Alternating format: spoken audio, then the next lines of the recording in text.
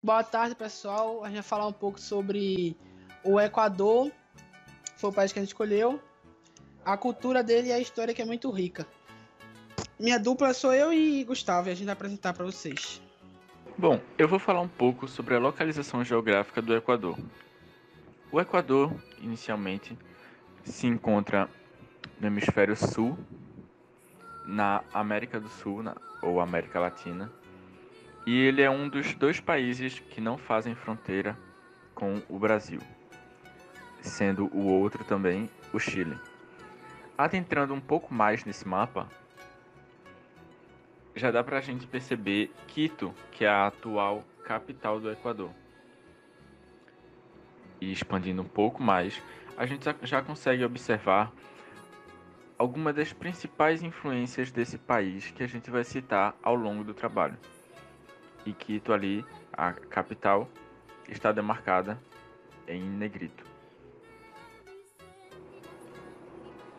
Bom, como primeira atração cultural, por assim dizer, do Equador é a Ilha de Galápagos, que eu não sei se vocês sabem, mas na Ilha de Galápagos foi onde Charles Darwin fez as suas primeiras anotações e observações para contribuir com o evolucionismo, né? A teoria da evolução das espécies.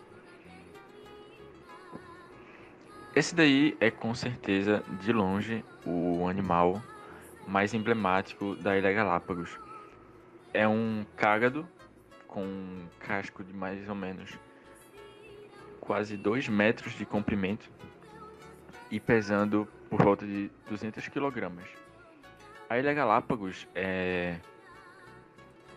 no caso, é um arquipélago e ela reúne uma extensa fauna e de animais que não existem em outro lugar do planeta.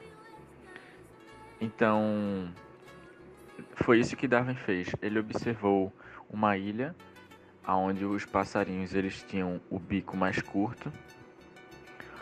E em outra ilha que ele foi, nesse mesmo arquipélago, ele percebeu que os outros passarinhos tinham um bico mais longo. E a partir disso, ele deduziu algumas informações.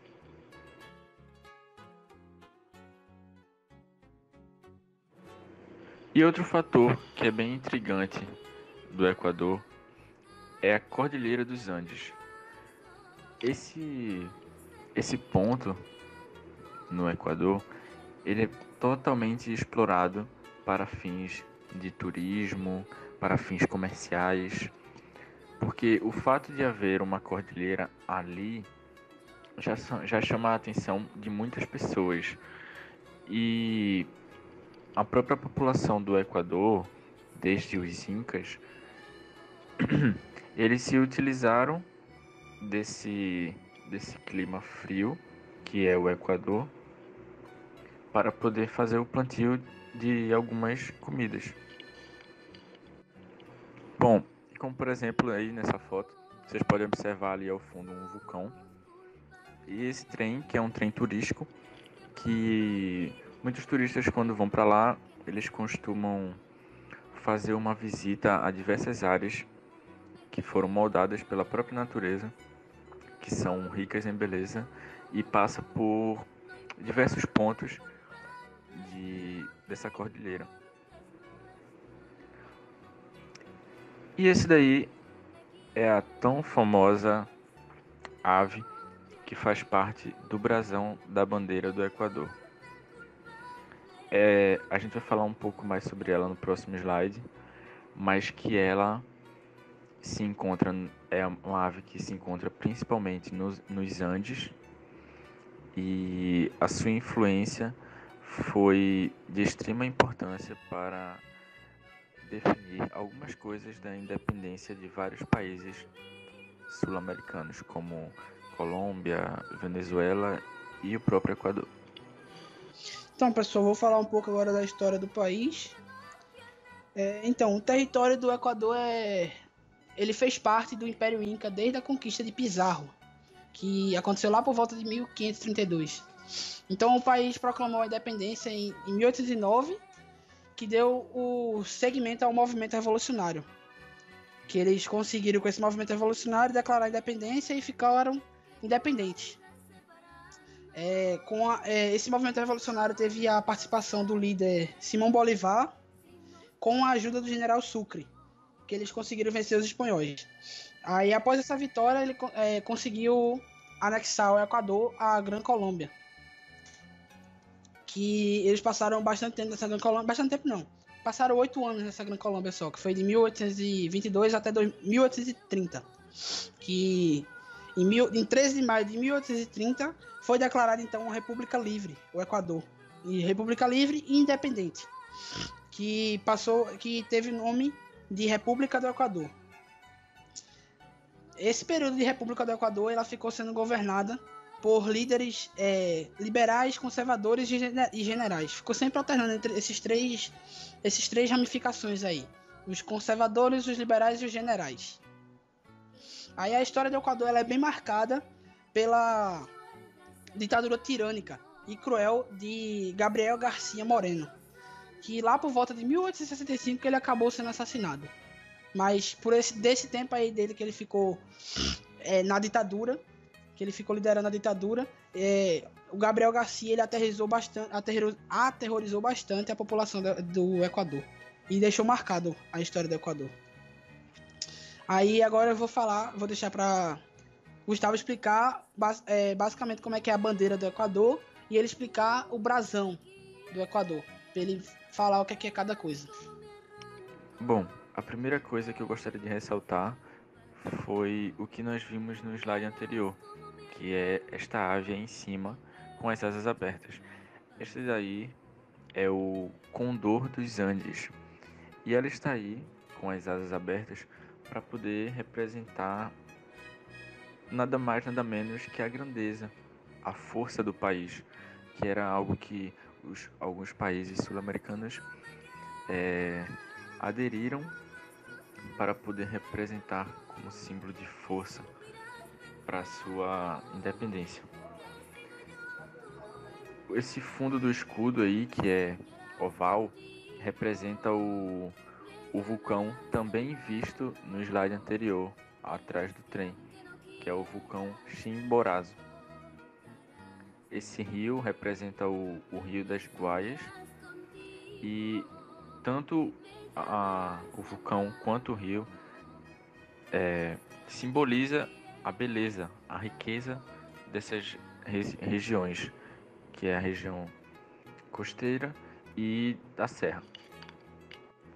Este barco, que também é chamado de Guaias, foi construído em 1841, na tão famosa cidade de Guayaquil. Ele consiste nada mais nada menos do que na primeira embarcação a vapor que foi construída sobre a costa oeste da América do Sul. Esse sol dourado aí em cima, perto da montanha, do vulcão, é cercado pelos símbolos astrológicos de Áries, respectivamente, Áries, Touro, Gêmeos e Câncer, que designam os meses em que aconteceram a Revolução de Março de 1845. À esquerda, esse louro aí representa a glória da República, enquanto que a folha de palma do lado direito simboliza os mártires na luta pela independência. E o fasces abaixo aí do escudo, né, como vocês podem ver, remete à dignidade republicana. Isso mesmo, Gustavo. Agora eu vou apresentar para vocês a culinária, as danças e as músicas que eu trouxe, que são mais expressivas no país, que são mais vistas por lá. Primeiro a gente vai começar pela culinária, que é mais comum a gente encontrar bastante sopa lá no Equador. Por ser barato, o prato é barato, sai muito e é servido bastante como entrada ou então como até um prato principal. E a primeira que eu vou trazer para vocês é o caldo de galinha crioula, que é uma sopa com nome de caldo. É conhecida como caldo de galinha. Esse caldo de galinha é uma receita de canja de galinha que se chama de aguado de galinha. Esse nome aguado que eles dão é bastante engraçado e irônico também, porque quem mora por lá e faz esse caldo, chega a dizer que o caldo é bastante grosso, que parece com guisado, que não parece nada com caldo aguado, como é dito, e sim como um guisado de grosso que ele é. Aí, mas mesmo sendo denominado um caldo, é uma sopa. Eles lá servem como sopa. É bastante expressivo como um prato de entrada. E eu vou apresentar esse locro de papas para vocês.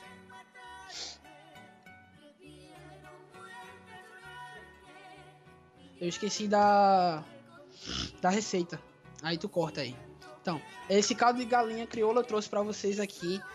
A receita do lado para vocês tiverem interesse de fazer, quem tiver curiosidade de fazer. Tá, eu trouxe para vocês também a receita aqui do caldo de galinha crioula. A gente botou aqui do lado para vocês tiverem interesse de anotar e fazer, tirar uma foto aí e fazer. Ela tá bastante resumida, a gente não botou o modo de como fazer, porque se vocês tiverem interesse mesmo em fazer, vocês pesquisam. Eu tô precisando de trabalho.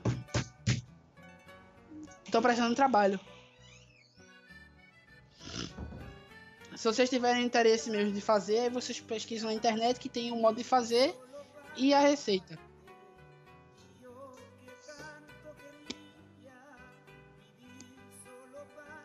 É só tu pagar, bicho. Peraí. Oi, vô. Tá. Tô não, tá tudo certo aqui. Vai comer agora. Agora não, que eu tô precisando de trabalho. Eu sei, eu vou falar aqui com ela pra ela esperar. Vai, tchau, cheiro. Tá, pode dormir, minha mãe deve estar chegando já. Vai, cheiro. Tchau. Certo, boy, eu parei no caldo de galinha crioula, né? A receita, vamos começar do início. Pronto, pessoal, dito como é o caldo de galinha crioula, eu trouxe para vocês aqui a receita. Para quem tiver interessado, tirar uma foto aí, para poder conhecer um pouco da culinária de lá. Se vocês quiserem, aqui tá um pouco resumido, mas no site, se vocês procurarem, tem explicando como é que faz, o modo de fazer. E é isso. Aí eu vou também trazer para vocês, trazendo aqui para vocês o locro de papas, que é outra sopa de lá, que é uma sopa composta por batatas e queijo, que é bastante popular lá, que também sai muito em prato de entrada e principal. Esse prato deles é composto pela batata, como eu disse, o queijo, e eles gostam muito de botar abacate. Geralmente as sopas de lá ela vem muito acompanhada com abacate, porque eles gostam de acrescentar o abacate na sopa, eles dizem que dá um gostinho a mais. Aí eu trouxe também a receita para vocês aqui. Essa aqui é menor, essa aqui é menorzinha, é mais fácil de fazer. E eu vou trazer outra culinária deles lá, que é bastante comum aqui no Brasil, que a gente encontra aqui no Brasil. E lá na rua do Equador, nas ruas de lá também, é bastante encontrada. Que é o papiolo, que é batata frita com frango frito. E tem a salchipapa, que é a batata frita com salsicha. Aí aqui a gente encontra bastante nas ruas batata frita com linguiça. Lá eles usam salsicha. Então, aí a gente finalizou aqui com as comidas e agora eu vou falar um pouco da dança de lá. Que eu trouxe dois tipos de dança, que é a capisca e a albazo. A capisca ela é um ritmo bastante animado, que consiste no parceiro, durante a dança, ele testar seus limites, preparado para deslumbrar, fazer qualquer tipo de habilidade na dança com a parceira. O dançarino fazer com a parceira dele, o parceiro. A roupa desse tipo de música, desse tipo de dança, para os homens é composta por camisa e calça com samarras, e as mulheres são duas saias, uma levantada para ela poder ficar, uma que ela consiga ficar rodando, levantando, e outra embaixo. E os acessórios ela usa qualquer acessório, ela pode botar a quantidade que ela quiser e quais elas quiserem. Aí tem a meia de nylon que elas usam e o sapato elas usam um sapato de couro. E a albazo aqui do lado ela vem basicamente com a cultura de serenatas, que eram tocadas em feriados religiosos para celebrar o amanhecer, para dizer que chegou o amanhecer. E de manhãzinha eles tocavam serenatas, e o ritmo ao base também é bastante animado, e é tocado pelas bandas locais de lá. Os instrumentos mais usados por eles são o violão de pequeno com umas 4 cordas e o violão crioulo. O violão pequeno com 4 cordas é chamado de requinto lá. E essa dança que eu trouxe para vocês, ela tem muita influência em outros países também da língua espanhola, como a Argentina, o Chile e o Peru. Aí eu trouxe duas músicas de lá para vocês. Uma é um gênero musical que é bastante semelhante à valsa, e a outra é com cultura afrodescendente. A passilho que é parecido com a valsa, que eles chamam, os venezuelanos e o pessoal do Panamá chama essa música de valsa, que no espanhol é valsa para eles, parecido com a valsa. É um gênero musical que nasceu na Colômbia e se espalhou por outras áreas, especialmente no Equador. E é presente nas regiões montanhosas da Venezuela e do Panamá, como eu já havia dito. E aqui do lado é a bomba del Xota, que esse ritmo musical, ele tem afrodescendência e ele é originário do Vale del Xota, que é no Equador. Esse ritmo ele pode variar dependendo da banda, se ela quiser tocar mais rápido ou mais lento. O rápido deles é bastante elétrico, então se você tiver a fim de dançar essa dança, você tem que estar bastante condicionado, porque você vai cansar. Porque o ritmo elétrico deles é bastante... Você cansa muito dançando. E o lento é normalzinho, você fica tranquilo dançando. É isso, pessoal. Obrigado, Alexandre. E agora eu vou falar um pouco sobre a economia desse Equador. Vocês viram um pouco da cultura e eu vou falar agora um pouco sobre a economia desse país. Bom, eu queria ressaltar antes de tudo que apesar do Equador, que foi batizado, não sei se vocês sabem, por conta da própria linha do Equador, mas mesmo este país estando próximo, bem próximo, inclusive a linha do Equador passa por cima dele, estando bem próximo da linha do Equador, as temperaturas dele são bem mais baixas do que aqui. Se você for comparar as temperaturas do Nordeste com a do Equador, você verá que lá é bem mais frio. Inclusive, por quê? Porque ele está a mais de 1.000 metros acima do nível do mar. E esse fator altitude influencia bastante na temperatura. E bom, devido a esse fator temperatura, eu vou citar aqui algumas das principais economias do Equador. Bom, o principal produto econômico do Equador é o petróleo, que corresponde a mais ou menos 40% das exportações desse país e por 1/3 das receitas do governo, e isso se perdurou por vários anos. As flutuações no preço do petróleo influenciam muito a, a população do país. É tanto que recentemente vem tendo uma forte crise no Equador e que a partir disso manifestantes foram às ruas para poder contestar o preço do petróleo. Isso é algo bem recorrente lá no Equador porque eles dependem muito desse produto e quando ele aumenta de preço afeta a maioria dos trabalhadores. E inclusive, perto do final da década de 90, houve uma crise no Equador que atrelou desastres naturais com a queda do preço do barril do petróleo. E isso gerou uma insatisfação dos trabalhadores e levou inclusive o país a um colapso econômico. Esse colapso só foi se restaurar um pouco, porque até hoje a população sofre com essa crise que passou na década de 90, mas que esse colapso ele teve uma melhora com o governo de Gustavo Noboa, que ele assumiu em 2000 e ele passou a moeda do país para o dólar. E além disso, ele fez reformas substanciais, reformas que foram extremamente necessárias para a economia do país. Isso foi alguma das coisas que o governo de Gustavo Noboa fez e que ajudou parcialmente o país a se recuperar daquela grande crise. Bom, a economia do Equador também conta com alguns outros produtos, como o arroz e o cacau. O cacau que é típico de climas mais tropicais e o arroz que é de clima mais ameno. Outro produto também é o milho. Se vocês acham que aqui no São João a gente usa milho para muita coisa, lá eles usam para muito mais coisa. Vocês não têm ideia. E a banana, que inclusive o Equador é o país que mais exporta banana no mundo.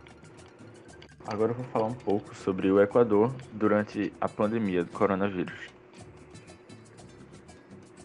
Eu gostaria de ressaltar, antes de tudo, que o Equador, apesar de ser um país pequeno e pouco populoso em comparação a outros, ele teve uma taxa de mortalidade com essa pandemia que foi muito mais alta do que alguns outros países da América Latina.